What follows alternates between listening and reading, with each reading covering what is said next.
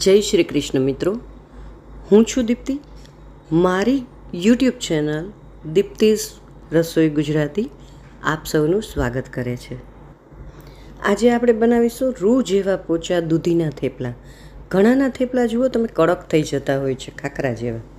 તો થેપલા કૂણા કેમ બને એ આપણે જોઈશું, જેને તમે ચા સાથે, અથાણા સાથે કે જમવામાં ક્યારેય પણ ખાઈ શકશો. ક્યાંય બહાર જવું હોય ને તો પણ આપણે ગુજરાતીઓના ભાથામાં થેપલા તો જોઈએ જ.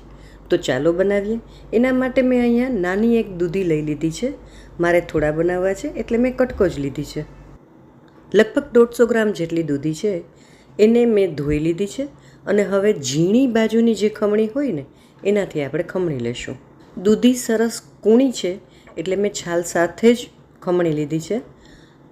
કૂણી જ દૂધી લેવી, નહીંતર વચ્ચેથી બીનો ભાગ પણ નીકળશે, જે પણ તમારે કાઢવો પડશે.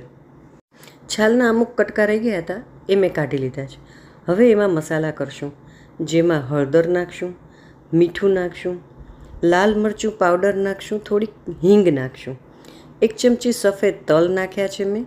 તલ નાખજો, બહુ જ મજા આવશે. અજમા પણ નાખી શકાય. પછી આદું અને લસણની પેસ્ટ નાખી છે, થોડીક દળેલી ખાંડ, કસૂરી મેથી અને કોથમીર, અને 1 જ ચમચી મેં એમાં દહીં નાખ્યું છે. આ બધું એકદમ સરસ મિક્સ કરી લેશું એટલે એનું પાણી છૂટશે. મિત્રો, મારી ચેનલને આગળ લઈ આવવામાં પ્લીઝ સપોર્ટ કરજો. હજી સુધી જો ચેનલને સબસ્ક્રાઈબ ના કરી હોય તો કરજો.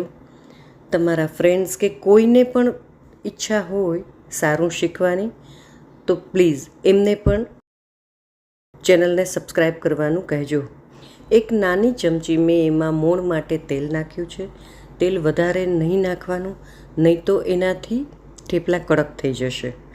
હવે એમાં સમાય એટલો લગભગ 2 મોટા ચમચા એટલે કે લગભગ અડધો કપ જેટલો ઘઉંનો લોટ નાખ્યો છે અને 1 ચમચી ચણાનો લોટ નાખ્યો છે. લોટને દૂધીના મિશ્રણ સાથે મસળતા જવાનું. આમાં લગભગ પાણીની જરૂર નહીં જ પડે. આ માપ પ્રમાણે જો લેશો તો, અને સરસ મજાનો કૂણો લોટ બંધાઈ જશે. જો જરૂર પડે તો 1-2 ચમચી જેટલું પાણી નાખી અને લોટને કૂણવી લેવો. હવે 1 ચમચી મેં તેલ નાખ્યું છે એટલે હાથમાં લોટ ચોટે નહીં. હવે આ લોટને જરાય રેસ્ટ દેવાનો નથી, તરત જ એના લુઆ કરી અને વણી અને શેકી લેવાના છે.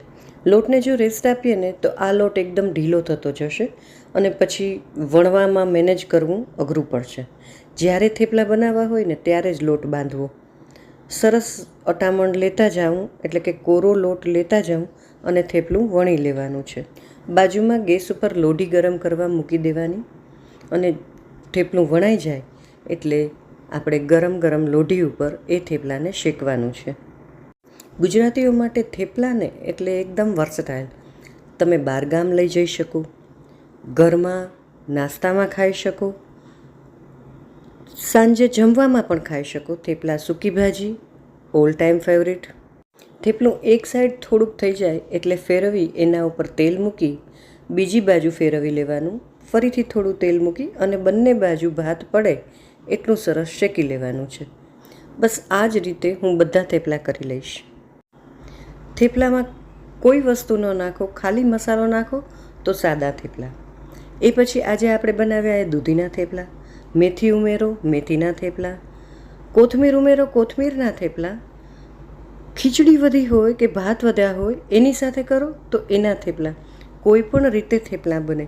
વિડીયો સારો લાગ્યો હોય તો પ્લીઝ લાઈક કરજો અને તમે થેપલા બનાવો તો મને યાદ કરજો.